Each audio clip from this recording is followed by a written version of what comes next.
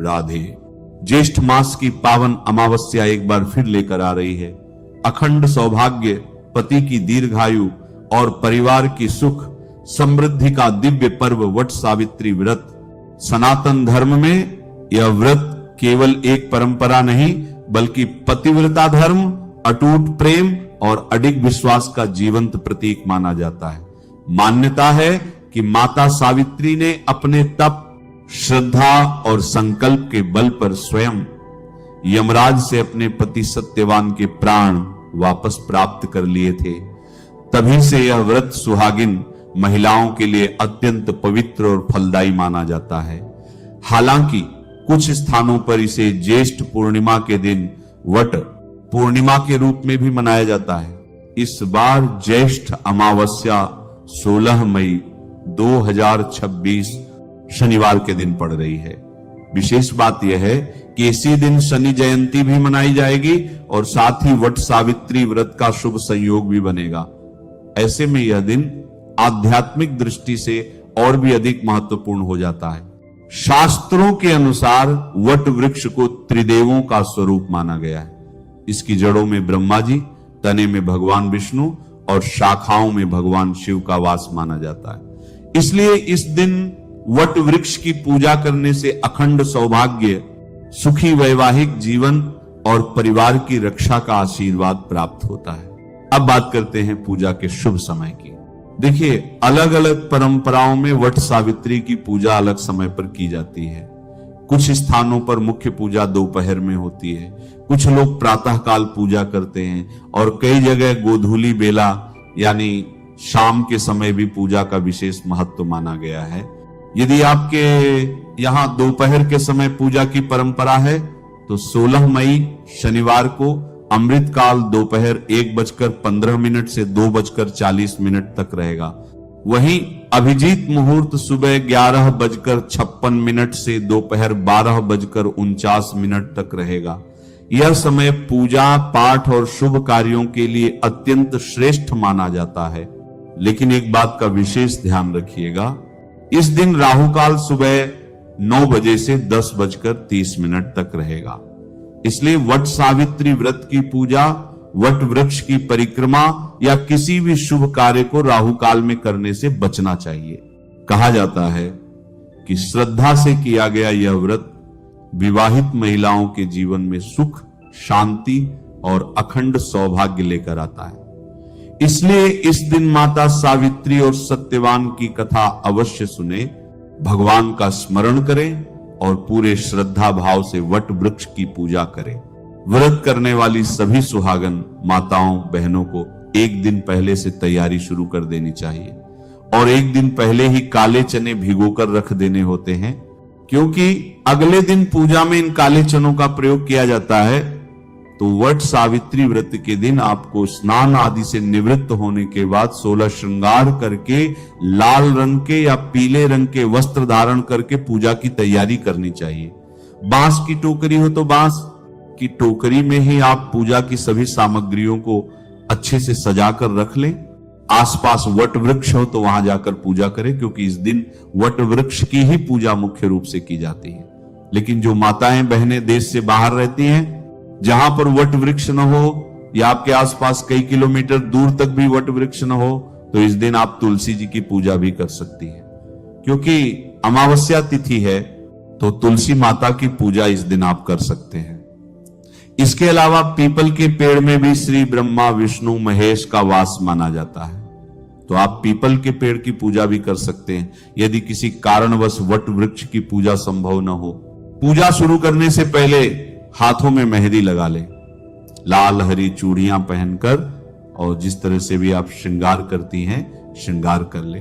पैरों में महावर आदि लगा ले, आलता लगा ले, यानी कि पूरी तरह से सज धज कर इस व्रत की पूजा को आपको करना चाहिए। इसके बाद आपके आसपास जहां कहीं भी वट वृक्ष हो वहां पर पूजा की थाली लेकर जाएं या बांस की टोकरी में आप सभी पूजा की सामग्री को लेकर जाएं। सुबह के समय आप हाथ जोड़कर व्रत प्रारंभ कर सकती हैं। और इस व्रत में क्योंकि निर्जला और निराहार रहना होता है, तो ऐसे में जब तक मुख्य पूजा नहीं कर ली जाती तब तक आपको जल की एक बूंद भी ग्रहण नहीं करनी होती है। कुछ लोगों के यहाँ पर दोपहर की मुख्य पूजा करके परिक्रमा लगाने के बाद फल आदि ग्रहण कर लिए जाते हैं। तो आपके यहाँ पर जैसी भी मान्यता हो आप उसका पालन करें। वट वृक्ष के नीचे या तुलसी जी के नीचे आप साफ सफाई करके गंगा जल छिड़क कर शुद्ध कर ले। एक आसन पर बैठकर फिर आप पूजा की तैयारी करें। आज के इस पावन व्रत में गौरी गणेश की पूजा के साथ साथ सत्यवान, सावित्री और श्री ब्रह्मा, विष्णु और महेश की पूजा की जाती है, क्योंकि आज के पावन दिन पर दोपहर के समय ही देवी सावित्री ने अपने मृत पति के प्राणों को यमराज जी से पुनः प्राप्त किया था। इस कारण से इस दिन का महत्व बहुत अधिक माना जाता है। पूजा करने से पहले आसपास गंगा जल छिड़क कर शुद्ध कर ले। इसके बाद धूप दीप जलाएं और बरगद के वृक्ष की टहनी पर तिलक लगाएं। 5 जगह पर आपको तिलक लगाना है। कुछ जगह पर चंदन से या सिंदूर से छापे भी लगाए जाते हैं। तो आपके यहां पर जो भी मान्यता हो आप उसका पालन करें। तिलक लगाने के बाद आप सभी देवी देवताओं को पुष्प अर्पित करें। गणेश भगवान जी को सिंदूर, कुमकुम, तिलक लगाकर फिर उन्हें जनेऊ अर्पित करके या वस्त्र रूपी कलावा अर्पित करके पूजा प्रारंभ करें। माता गौरी को तिलक लगाएं, सिंदूर अर्पित करें, श्रृंगार की सामग्री अर्पित करें। इसके बाद देवी सावित्री का पूजन करें, उन्हें भी श्रृंगार की सामग्री अर्पित करें। और फिर सत्यवान, श्री ब्रह्मा, विष्णु, महेश का पूजन आपको करना है। सभी को तिलक, पुष्प, चंदन, अक्षत आदि अर्पित करें। वस्त्र रूपी कलावा सभी को अर्पित करें। एक कलश में जल भर कर रखें जिसमें अक्षत पुष्प डालें और इसी जल से हमें बरगद के वृक्ष की परिक्रमा करनी होती है। वैसे तो इस दिन 108 बार परिक्रमा ही करनी चाहिए, लेकिन जिनकी सामर्थ्य न हो, जैसे जो भी माताएं, बहनें वृद्ध हों, बीमार हों किसी कारण से, या फिर बरगद के चारों ओर घूमकर परिक्रमा करना संभव न हो, तो आप 27 या 54 बार भी परिक्रमा कर सकती हैं। परिक्रमा करते समय आपको सबसे पहले जो 3 परिक्रमाएं होती हैं वो जल से करनी होती है। यानी हाथों में जल का लोटा लेकर पतली धार छोड़ते हुए चारों ओर वृक्ष के 3 बार घूमना है। अपनी ही जगह पर आकर खड़े होकर हाथ जोड़कर प्रणाम करना है। परिक्रमा मौन होकर कभी नहीं करनी चाहिए। किसी भी मंत्र का जाप करते रहें। देवी सावित्री, सत्यवान, श्री ब्रह्मा, विष्णु, महेश का ध्यान करते रहें। 3 बार परिक्रमा पूरी होने के बाद फिर 3 बार आप बरगद के वृक्ष के तने में कच्चा सूत या फिर कलावा लपेटकर यह परिक्रमाएं पूरी करें। 3 बार परिक्रमा होने के बाद जो आगे की परिक्रमाएं हैं, यदि 108 परिक्रमा लगानी है तो परिक्रमा लगाते समय आप पहले से ही अपने आंचल में 108 काजू के दाने, 108 भुने हुए चने के दाने या अंकुरित चनों से परिक्रमा लगा सकते हैं। ये दाने कुछ भी हो सकते हैं या कोई भी सामग्री जिसे आप गिन कर रख सकें, अपने आंचल में रख लीजिए। हर बार एक परिक्रमा पूरी होने पर अपने पास कोई पात्र रख लीजिए, उसमें एक एक करके परिक्रमा पूरी होने के बाद ये दाने या काजू डालती जाइए। कुछ लोग मखाने से, टॉफी, बिस्कुट से फेरी लगाते हैं। इस तरह आपकी परिक्रमाओं में कोई गड़बड़ी नहीं होगी और आप गिनती नहीं भूलेंगे। 108 परिक्रमाएं पूरी होने के बाद आप अपनी जगह पर आकर एक बार फिर से बरगद में वास करने वाले सभी देवी देवताओं को प्रणाम करें, हाथ जोड़कर प्रार्थना करें कि वे आपके पति की दीर्घायु रखें, आपके परिवार में सुख शांति बनाए रखें, आपकी संतानों को सदा स्वस्थ और दीर्घायु रखें। जैसी जिसकी कामना है उसके अनुसार इस समय सच्चे मन से प्रार्थना करें। पूजा करते समय आप व्रत की कथा की पुस्तक लेकर आई हैं तो कथा का पाठ भी इसी समय करें। कुछ लोग पहले ही घर पर संकल्प लेकर कथा पाठ कर लेते हैं, तो कुछ लोग दोपहर के समय कथा पढ़ते हैं। परिक्रमाएं आपको पूजा के सबसे अंत में लगानी है, इसलिए आप जितनी भी पूजा विधि है वो पहले ही संपन्न कर ले। पूजा संपन्न करने के बाद आप बांस का पंखा, इस दिन 2 पंखे पूजा में प्रयोग किए जाते हैं। एक पंखा बरगद के वृक्ष के नीचे ही अर्पित कर दें जहां पूजा की है। दूसरे पंखे को घर लाकर उस पंखे से अपने पति की हवा करें और फिर उस पंखे का प्रयोग घर में कर सकते हैं। आज के दिन दीपक जलाने के लिए मिट्टी के दिए का प्रयोग करें, जिसे बाद में अगले दिन विसर्जित कर सकते हैं। अगर आसपास जाकर पूजा की है तो जहां पूजा कर रहे हैं वहीं मिट्टी का दिया जलता हुआ छोड़ाएं। दिए में इतना तेल या घी डालें कि जितनी देर पूजा या परिक्रमा चले दीपक अनवरत जलता रहे। आज की पूजा में बहुत से लोग पहले से या एक दिन पहले या उसी दिन सुबह मिट्टी से सत्यवान सावित्री की मूर्ति बना लेते हैं, प्रतिमा बना लेते हैं, फिर उसका पूजन करते हैं। अगर आप ऐसा नहीं कर पा रही हैं तो बरगद के पेड़ के तने पर चावल पीसकर उसमें पानी मिलाकर प्रतिमा बना सकती हैं, अंकित कर सकती हैं, या फिर चंदन या सिंदूर से प्रतिमा बनाकर पूजन कर सकती हैं। मन में सत्यवान सावित्री का ध्यान करें, क्योंकि ये पूजा सुहाग से संबंधित है। इस दिन आप माता सावित्री से सुहाग अवश्य लें। माता सावित्री को जो श्रृंगार की सामग्री और सिंदूर अर्पित करें, उस सिंदूर को अपनी मांग में 7 बार लगाएं। आशीर्वाद स्वरूप आप अपने पास कुछ सामग्री घर अवश्य लेकर आएं। जो भी श्रृंगार की सामग्री, चूड़ी, बिंदी, सिंदूर, मेहंदी, काजल, महावर माता को चढ़ाई है, उसमें से कुछ न कुछ अपने पास लेकर आएं। बाकी सामग्री वही बरगद के नीचे छोड़ दें। अगर घर पर पूजा कर रही हैं तो पूजा संपन्न होने के बाद अगले दिन यह सारी सामग्री किसी निर्धन सुहागन महिला या सुहागन ब्राह्मणी को फल, मिठाई, दक्षिणा आदि के साथ दान में दे सकती है। इस दिन बायना भी निकाला जाता है। किसी सुहागन महिला के यहां रखें, जैसे अपनी सासू मां, बड़ी जेठानी या ससुराल पक्ष की बड़ी महिला को दे सकती हैं। उसमें वस्त्र या रुमाल, फल, मिठाई, दक्षिणा और भोग का एक हिस्सा रखें। अगर बरगद के 7 पत्ते हों तो 7 पत्तों पर भोग अर्पित करें, नहीं तो मिट्टी के सकोरे या बड़े दियों में 7 जगह भोग रख सकती हैं। भोग में काले भीगे चने और मीठे गुलगुले अर्पित करें। फल, मिठाई, पूरी, पकवान जो भी बनाए हैं वह भी अर्पित करें। यही भोग ग्रहण करके व्रत खोला जाता है। दान या बायने की सामग्री पर जल का छींटा लगाकर अपने आंचल के दाहिने कोने से दाहिने हाथ से उसके ऊपर 5 या 7 बार घुमाकर फिर माथे से लगाकर पति की दीर्घायु की कामना से वह सामग्री दान करें।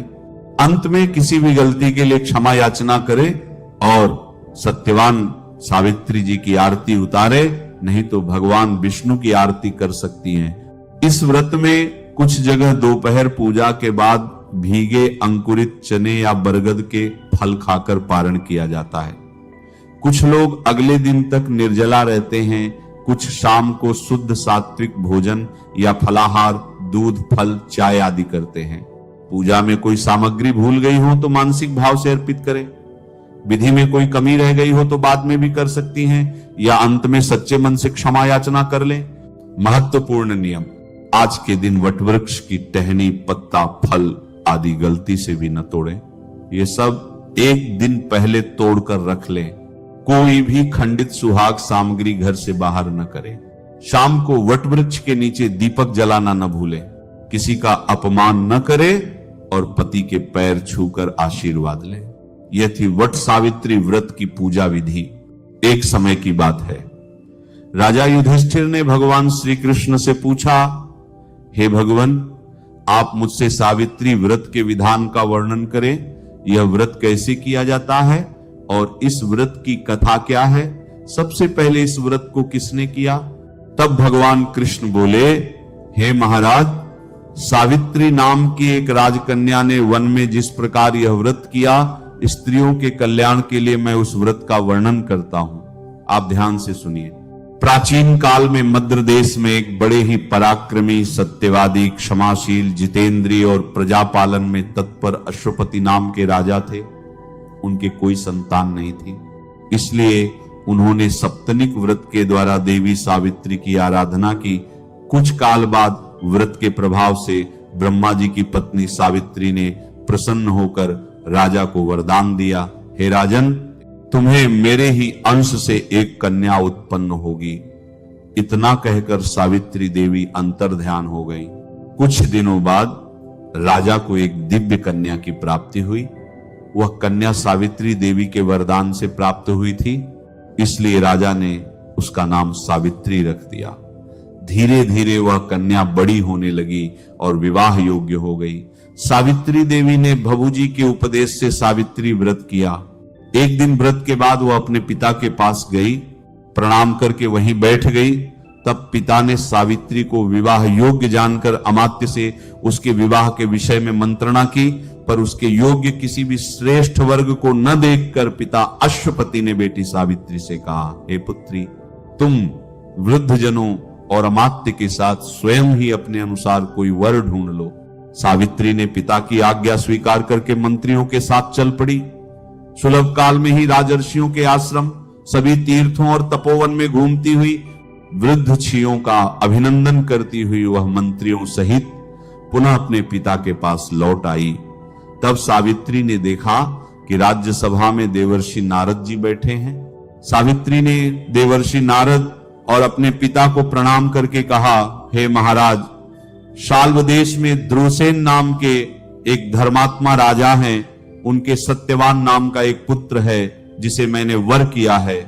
सावित्री की बातें सुनकर देवर्षि नारद कहने लगे, हे राजन, इसने बाल्य स्वभाव से उचित निर्णय नहीं लिया। यद्यपि वह धर्मात्मा है, परंतु एक भारी दोष है। आज ही के दिन ठीक 1 वर्ष बाद उसकी मृत्यु हो जाएगी। देवर्षि नारद की बातें सुनकर राजा ने सावित्री को कोई दूसरा वर ढूंढने के लिए कहा। तब सावित्री कहने लगी, राजा की आज्ञा एक ही बार होती है, पंडित जन भी एक ही बार बोलते हैं और कन्या भी एक ही बार दी जाती है। ये तीनों बातें बार बार नहीं होती। सत्यवान दीर्घायु हो या अल्पायु, निर्गुण हो या गुणवान, मैंने तो उनका वर कर ही लिया है। अब मैं दूसरा पति नहीं चुनूंगी। पहले विचार पूर्वक मन में निश्चय लिया जाता है और जो वचन कह दिया जाए वही करना चाहिए। इसलिए मैंने जो मन में निश्चय कर रखा है वही करूंगी। सावित्री का ऐसा निश्चय युक्त वचन सुनकर नारद जी ने कहा, हे राजन, आपकी कन्या का यही अभीष्ट है तो इस कार्य में शीघ्रता करनी चाहिए। आपका यह दान कर्म निर्विघ्न संपन्न हो। इस तरह कहकर नारद मुनि स्वर्ग को चले गए। तब राजा ने शुभ मुहूर्त में सावित्री का विवाह सत्यवान के साथ कर दिया। सावित्री मनोवांछित पति पाकर बहुत प्रसन्न हुई। दोनों अपने आश्रम में सुख से रहने लगे, परंतु नारद मुनि की वाणी सावित्री के मन में खटकती रहती थी। जब 1 वर्ष पूरा होने को आया, तब सावित्री ने विचार किया कि अब मेरे पति की मृत्यु का समय समीप आ गया है। यह सोचकर सावित्री ने द्वादशी से 3 रात का व्रत ग्रहण कर लिया। वह भगवती सावित्री का जप, ध्यान, पूजन करती रही। उसने निश्चय कर लिया था कि आज से चौथे दिन सत्यवान की मृत्यु होगी। 3 दिन रात पूरे नियम से व्यतीत करके चौथे दिन देवताओं और पितरों को संतुष्ट करके उसने अपने सास ससुर के चरणों में प्रणाम किया। सत्यवान वन से लकड़ी लाया करता था।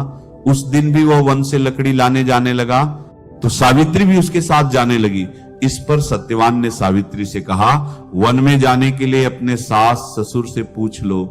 वह पूछने गई। पहले तो सास ससुर मना करने लगे, पर सावित्री के बार बार कहने पर उन्होंने जाने की आज्ञा दे दी। दोनों साथ साथ वन में गए। सत्यवान ने वहीं पर लकड़ी काटकर उन्हें बांध लिया, परंतु उसी समय उसके सिर में असहनीय दर्द होने लगा। उसने सावित्री से कहा, हे प्रिय, मेरे सिर में बहुत दर्द हो रहा है, मैं थोड़ी देर विश्राम करना चाहता हूं। सावित्री अपने पति का सिर अपनी गोद में लेकर बैठ गई। इतने में ही यमराज वहां आ गए। सावित्री ने उन्हें देखकर प्रणाम किया और कहा, हे प्रभु, आप देवता, दैत्य, कर्म, धर्म कौन है? मेरे पास क्यों आए हैं? तब धर्मराज ने कहा, सावित्री, मैं संपूर्ण लोकों का नियमन करने वाला हूं और मेरा नाम यम है।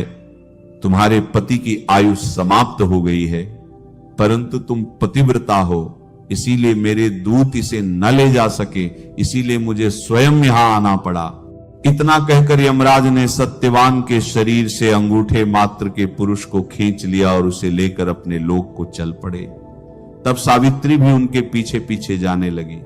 बहुत दूर जाने पर यमराज ने सावित्री से कहा, हे देवी, अब तुम लौट जाओ, इस मार्ग में इतनी दूर तक कोई नहीं आ सकता। तब सावित्री ने कहा, महाराज, पति के साथ आते हुए मुझे न तो ग्लानि हो रही है न कोई श्रम हो रहा है, मैं तो सुख से चली आ रही हूं। जिस प्रकार सज्जनों की गति सत है, वर्णाश्रम का आधार वेद है, शिष्यों का आधार गुरु है और सभी प्राणियों का आश्रय पृथ्वी है, उसी प्रकार स्त्रियों का एकमात्र आश्रय उनका पति ही होता है और कोई नहीं। सावित्री के धर्म और अर्थयुक्त वचन सुनकर यमराज प्रसन्न हो गए और कहने लगे, हे भामिनी, मैं तुमसे बहुत संतुष्ट हूं। तुम्हें जो अभीष्ट वर हो वह मुझसे मांग लो। तब सावित्री ने विनय पूर्वक 5 वर मांगे। 1, मेरे ससुर के नेत्र अच्छे हो जाएं, उन्हें उनका राज्य मिल जाए। 2, मेरे पिता के 100 पुत्र हों। 3, मेरे भी 100 पुत्र हों। 4, मेरा पति दीर्घायु प्राप्त करे। 5, हमारी सदा धर्म में दृढ़ भक्ति बनी रहे। तब धर्मराज ने सावित्री को ये सभी वरदान दिए और सत्यवान को भी लौटा दिया। सावित्री प्रसन्नता पूर्वक अपने पति को लेकर आश्रम में आ गई। उसने जो सावित्री व्रत का अनुष्ठान किया था, यह सब उसी के कारण संभव हुआ। बस तभी से वट सावित्री व्रत किया जाता है। जो कोई भी ये व्रत करता है उसकी सभी मनोकामनाएं पूरी हो जाती हैं। अब सुनिए दूसरी कथा। किसी गांव में एक साहूकार रहता था। उसका एक बेटा था और एक बेटी। साहूकार के बेटे का विवाह हो चुका था। साहूकार के घर में एक जोगी भिक्षा लेने आते थे। जब साहूकार की बहू भिक्षा देने जाती तो जोगी भिक्षा ले लेते, लेकिन जब साहूकार की बेटी भिक्षा देने जाती तो जोगी भिक्षा नहीं लेते थे और कहते, बेटी सुहागन तो है पर इसके भाग्य में दुख लिखा है। यह सुनकर बेटी दुबली पतली होने लगी। एक दिन उसकी मां ने पूछा, तुम सूखती क्यों जा रही हो, दुबली पतली क्यों होती जा रही हो? तब बेटी ने मां को जोगी वाली सारी बात बता दी। अगले दिन मां छिपकर बैठ गई। जब जोगी आए तो देखा बेटी ने जो कहा था सच था। जैसे ही बेटी भिक्षा देने लगी, जोगी ने भिक्षा नहीं ली। तब मां ने जोगी से पूछा, आप मेरी बेटी से भिक्षा क्यों नहीं लेते और ऐसा क्यों कहते हैं? जोगी बोले, इसका भाग्य ऐसा ही है। तब मां जोगी के चरणों में गिर पड़ी और बोली, इसका कोई उपाय बताइए। जोगी बोले, 7 समुद्र पार एक सोमा नाम की स्त्री रहती है। वह अमावस्या का व्रत करती है। वह अपने व्रत का फल तुम्हारी बेटी को देगी, तभी इसका दुख दूर होगा।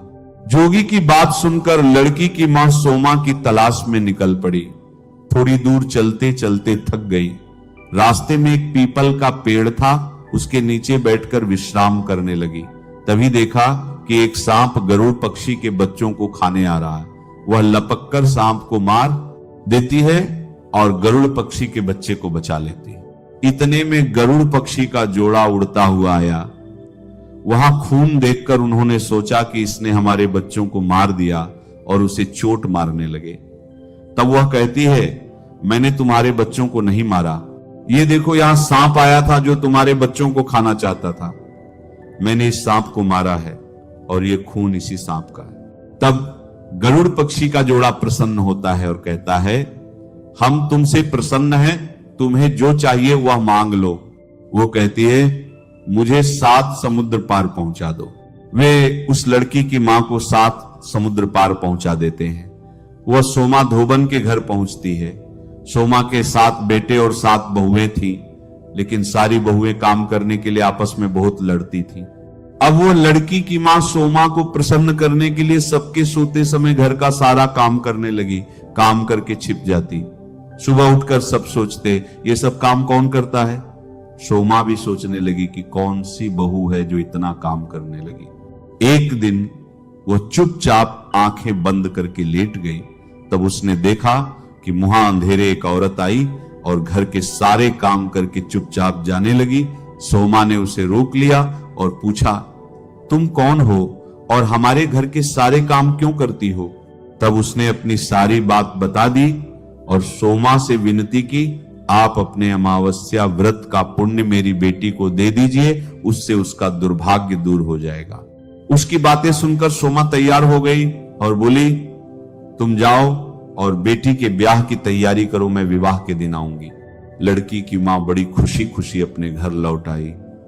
माता पिता ने ब्याह की तैयारी की। जिस समय दूल्हा दुल्हन फेरे ले रहे थे, उसी समय सोमा आ गई। उसने एक मिट्टी की हांडी में कच्चा दूध भरकर रखा, कच्चा सूत लेकर वहीं बैठ गई। थोड़ी देर में एक सांप आया वर को डसने के लिए। सोमा ने उसे दूध पीने को दिया और हांडी में सांप को डालकर कच्चे सूत से बांध दिया। इधर सबने देखा कि वर सांप देखते ही मर गया। सब दुखी हो गए। तब सोमा ने वर के ऊपर सुहाग के छींटे डाले और कहा, मैंने आज तक जितने भी अमावस्या के व्रत किए हैं, उनका सारा पुण्य से मिल जाए और ये जीवित हो जाए। इसके बाद जो भी व्रत करूंगी उसका फल मेरे पति को मिले। सोमा के ऐसे कहते ही वह दूल्हा उठकर बैठ गया। सोमा ने लड़की और उसके वर को आशीर्वाद दिया और अपने घर जाने लगी। लड़की की मां ने कहा, मैं आपको क्या दूं? सोमा ने कहा, मुझे कुछ नहीं चाहिए, बस एक मिट्टी की हांडी दे दो। उस दिन अमावस्या थी। रास्ते में सोमा पीपल के पेड़ के नीचे रुकी। हांडी के 108 टुकड़े किए, पीपल की 108 टुकड़े किए, पीपल की 108 परिक्रमा की और टुकड़ों को पीपल के पास जमीन में दबा दिया। जब वह घर पहुंची तो देखा उसके पति की मृत्यु हो गई थी और शरीर को तेल में डुबो कर रखा था। सोमा ने पति के ऊपर सुहाग के छींटे मारे और प्रार्थना की, मेरे अमावस्या के व्रत का फल मेरे पति को मिले। इतना कहते ही उसका पति जीवित हो गया। उसी समय जोगी आए और बोले, अमावस्या का व्रत करने के बाद दान भी करना चाहिए। तुमने व्रत तो किया पर दान नहीं किया, इसलिए मुझे दान दो। सोमा उन्हें पीपल के पेड़ के नीचे ले गई जहां उसने हांडी के टुकड़े दबाए थे। टुकड़े निकाले तो सारे टुकड़े सोने के हो गए। सोमा ने जोगी से कहा, आप इसमें से अपना भाग ले लो। जोगी ने चौथा हिस्सा ले लिया और कहा, 3 हिस्से तुम जिसे चाहो दे दो। जोगी ने नगर में जाकर सबसे कहा, सोमवती अमावस्या का व्रत सभी को करना चाहिए। जैसे सोमा ने उस लड़की को वर दिया, उसका सुहाग जी उठा, सोमा का पति जी उठा। ऐसे ही हे अमावस्या माता, सभी को अमर सुहाग देना, सभी की मनोकामना पूरी करना। एक बार गणेश जी एक छोटे बालक के रूप में चिमटी में चावल और चमचे में दूध लेकर निकले। वे सबसे कह रहे थे, कोई मेरी खीर बना दो, कोई मेरी खीर बना दो। पर यह बात सुनकर सब उनका मजाक बना रहे थे। भला इतने से चावल और दूध की कहीं खीर बनती है? थोड़ा आगे चले तो एक बुढ़िया बैठी थी। तब वे कहने लगे, मई मेरी खीर बना दो। बुढ़िया बोली, ला मैं बना दूं तेरी खीर। वह चूल्हे पर छोटा सा बर्तन चढ़ाने लगी। गणेश जी बोले, माई छोटी सी भगोनी मत चढ़ाओ, तुम्हारे घर में जो सबसे बड़ा बर्तन हो वह चढ़ा दो। बुढ़िया माई ने बात मानी और सबसे बड़ा बर्तन चढ़ा दिया। वो देखकर हैरान रह गई। थोड़े से चावल उस बर्तन में डाले थे, वो पूरा भर गया। गणेश जी बोले, मैं नहा कर आता हूं। थोड़ी देर में खीर तैयार हो गई। बुढ़िया माई के पोते पोतियां खीर खाने के लिए रोने लगे। बुढ़िया ने कहा, गणेश जी तुम्हारे भोग लगे। ऐसा कहकर चूल्हे में थोड़ी सी खीर डाली और कटोरी कटोरी भरकर बच्चों को खीर दे दी। बुढ़िया माई की पड़ोसन ऊपर से देख रही थी। बुढ़िया ने सोचा, इसे खीर न दूंगी तो चुगली कर देगी। उसने एक कटोरा भरकर उसे भी खीर दे दी। उसके बेटे की बहू ने चुपके से एक कटोरा खीर खाई और कटोरा चक्की के नीचे छुपा दिया। अभी तक गणेश जी नहाकर नहीं आए थे। अब बुढ़िया माई को भूख लगी तो उसने भी एक कटोरा खीर भरा, किवाड़ के पीछे बैठकर कहा, गणेश जी आपके भोग लगे। ऐसा कहकर खीर खाने लगी। अभी बुढ़िया खीर खा ही रही थी कि गणेश जी आ गए। बुढ़िया बोली, आजा रे गणेश, खीर खा ले, मैं तो तेरी ही राह देख रही थी। गणेश जी बोले, माई मैंने तो खीर पहले ही खा ली। बुढ़िया, कब खाई? गणेश जी, जब तेरे पोते पोतियों ने खाई तब खाई, जब तेरी पड़ोसन ने खाई तब खाई, जब तेरी बहू ने खाई तब खाई, और जब तूने खाई तब तो मेरा पेट पूरा भर गया। बुढ़िया बोली, बेटा तेरी सारी बात सच है, पर बहू बेचारी का नाम मत ले, वो तो सुबह से काम कर रही है, उसने कब खीर खाई। गणेश जी बोले, चक्की के नीचे देख छूटा कटोरा पड़ा है, तूने तो कम से कम मेरे भोग लगाया, वह तो बिना भोग लगाए ही खा गई। बुढ़िया बोली, बेटा घर की बात है, घर में रहने दे, अब बता बची खीर का क्या करूं। गणेश जी बोले, सारी नगरी जिमा दे। बुढ़िया माई ने नगरी में न्योता दे आई। सब हंसने लगे, इसके घर में खुद खाने को नहीं, नगरी क्या जिमाएगी। पर बुढ़िया ने पूरी नगरी जिमा दी, फिर भी खीर का बर्तन पूरा भरा था। राजा को पता चला, उसने बुढ़िया को बुलाकर कहा, क्यों रे बुढ़िया, ऐसा बर्तन तुम्हारे घर अच्छा लगे या हमारे घर। बुढ़िया बोली, राजा जी आप ले लो। राजा ने खीर का बर्तन महल में मंगा लिया, पर महल में आते ही खीर में कीड़े मकोड़े बिच्छू पड़ गए, दुर्गंध आने लगी।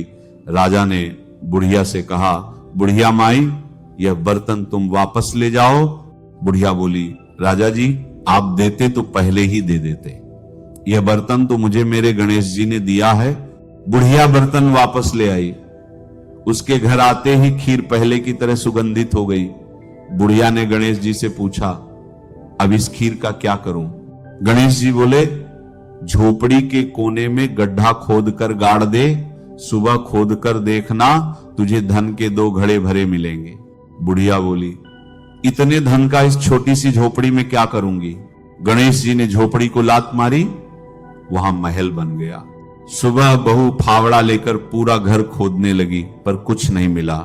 बहू बोली, सासू जी तुम्हारे गणेश जी झूठे हैं। सासू बोली, बहू हमारे गणेश जी झूठे नहीं हैं, ला जरा मैं देखूं। वह सुई लेकर खोजने चली तो टन टन करते 2 धन के घड़े मिल गए। बहू बोली, सासू जी गणेश जी सच्चे ही हैं। सासू बोली, गणेश जी भावनाओं के भूखे हैं। हे गणेश जी भगवान, जैसा आपने बुढ़िया माई को दिया वैसा सबको देना, जैसी उसकी मनोकामना पूरी की वैसी सबकी करना। बोलिए गणेश जी भगवान की जय हो। अब सुनिए तपसी लपसी की कथा। एक तपसी था और एक लपसी था, दोनों आपस में मित्र थे। तपसी सदा भगवान की सेवा, पूजा और तपस्या करता। लपसी को पूजा पाठ नहीं आता था। वह रोज सवा शेर की लापसी बनाता, भगवान को भोग लगाता, घंटी बजाता, जीम कर चादर तान कर सो जाता। एक दिन दोनों में बहस छिड़ गई कि कौन भगवान का सबसे बड़ा भक्त है। तपसी कहे मैं बड़ा भक्त हूं, लपसी कहे नहीं मैं सबसे बड़ा भक्त हूं। लपसी बोला, तुम भक्त कैसे हुए। मैं सारा दिन भगवान की भक्ति पूजा तपस्या करता हूं, मैं बड़ा भक्त हूं। तुम क्या करते हो, तुम तो बस भोग लगाते हो और जिम कर चादर तान कर सो जाते हो। दोनों लड़ रहे थे। उसी समय नारद मुनि पृथ्वी पर घूमने आए। उन्होंने दोनों को लड़ते देखा, कारण पूछा। दोनों ने नारद मुनि को प्रणाम किया और अपनी समस्या बताई। तपस्वी बोला, नारद मुनि जी मैं हमेशा भगवान की भक्ति तपस्या करता हूं, पर लपसी कह रहा है कि भगवान का सबसे बड़ा भक्त वही है। लपसी बोला, नारद मुनि जी मैं पूजा पाठ और मंत्र जाप की विधि नहीं जानता, बस इतना जानता हूं कि सच्चे मन से सबकी सेवा करो, उसी से भगवान प्रसन्न हो जाते हैं। मैं रोज सवा शेर की लापसी बनाता हूं, भोग लगाता हूं, मैं जीम कर सो जाता हूं। मुझसे जितना हो सकता है सबकी सेवा और मदद करता हूं। मुझे लगता है कि प्राणी मात्र की सेवा करना ही भगवान की सच्ची भक्ति है, इसलिए मैं अपने आप को भगवान का सच्चा और सबसे बड़ा भक्त मानता हूं। दोनों की बात सुनकर नारद मुनि कुछ देर सोच में पड़ गए, फिर बोले, तुम दोनों आपस में मत लड़ो, तुम में से कौन भगवान का सबसे बड़ा भक्त है यह मैं कल सिद्ध कर दूंगा। अगले दिन जब तपसी सुबह सुबह नदी पर स्नान करने जाने लगा तो नारद मुनि ने उसके रास्ते में 1.25 करोड़ की एक अंगूठी रख दी। तपसी ने देखा ये बहुत कीमती है। उसने सोचा किसी की गिरी होगी, उठाकर देखा करोड़ों की अंगूठी थी। तपसी के मन में लालच आ गया। उसने सोचा इस अंगूठी को बेचकर बहुत पैसे लूंगा, बड़े बड़े यज्ञ करूंगा, मंदिर बनवाऊंगा, भगवान की खूब भक्ति करूंगा और अपने आप को सबसे बड़ा भक्त सिद्ध कर दूंगा। उसने अंगूठी अपने पास रख ली और तपस्या करते समय पैर के नीचे दबाकर बैठ गया। उधर लपसी ने रोज की तरह 1.25 सेर की लापसी बनाई और भगवान को भोग लगाने चला। नारद मुनि ने उसके रास्ते में भी वैसी ही अंगूठी रख दी। लपसी ने देखा बहुत कीमती है, किसी की गिरी होगी, उसे कितना दुख हो रहा होगा। उसने अंगूठी उठाई, मंदिर गया, भगवान